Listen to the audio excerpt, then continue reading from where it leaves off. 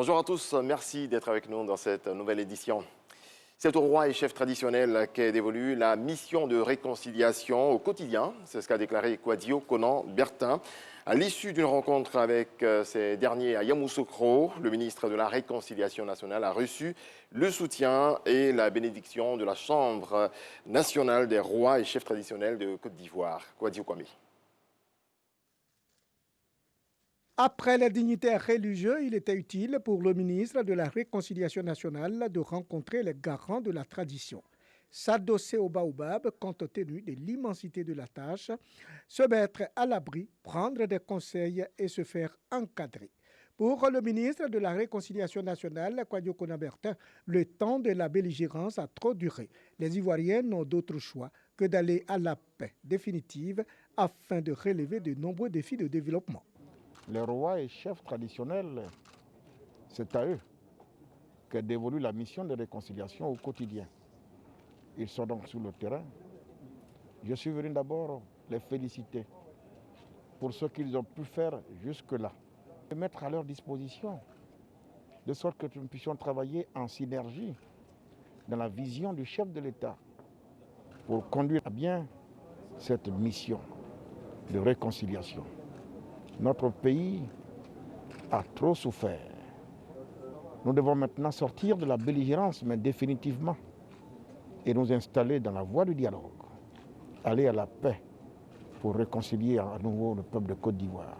Pour le président de la Chambre, la démarche est noble. Il faut donc travailler de concert pour des objectifs attendus. Nous lui avons dit qu'il a tout notre soutien et toute notre bénédiction pour qu'en synergie, nous puissions réussir cette mission de réconciliation nationale. La Chambre des rois et chefs traditionnels de Côte d'Ivoire est une institution de la République qui fait la promotion de la paix, du développement et de la cohésion sociale. Kouadio Konan Bertin est nommé ministre de la Réconciliation nationale le 15 décembre 2020.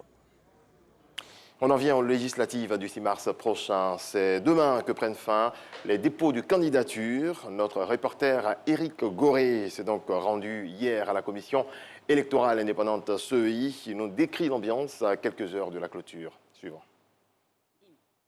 La commission électorale indépendante grouille de monde ce 18 janvier 2021. Nous sommes à 2 jours de la fin des dépôts de dossiers de candidature, mais la CEI ne désemplit pas. Les futurs représentants du peuple sont présents pour faire acte de candidature. Nous avons une vision de telle sorte que nous puissions aider nos parents à s'en sortir, à être informés de l'action gouvernementale. Et je pense que le rôle du député, c'est d'être proche de la population afin de leur apporter le meilleur, l'information qu'il faut.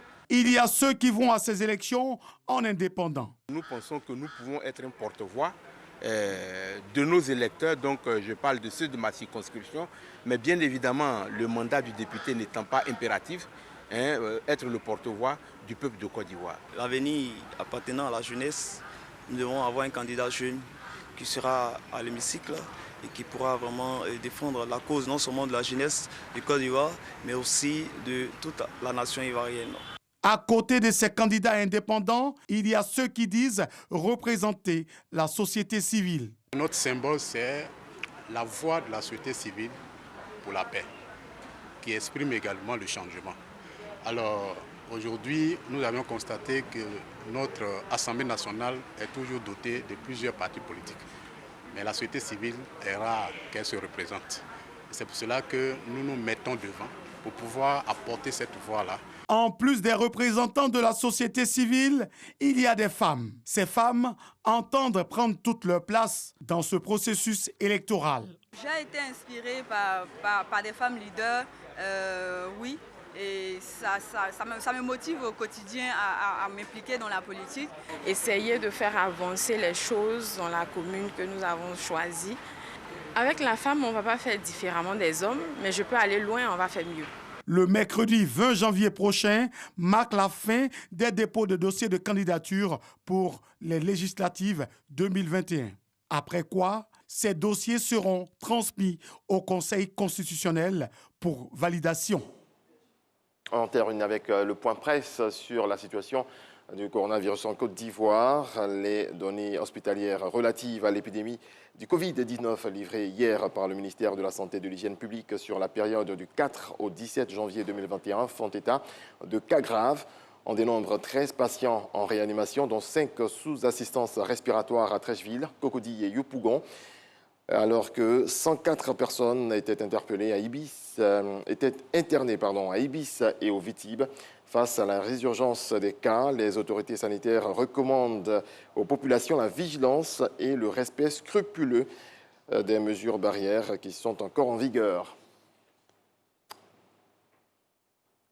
Merci à toutes et à tous de nous avoir suivis. L'actualité revient à 7 h. Et on sera avec vous avec beaucoup de plaisir.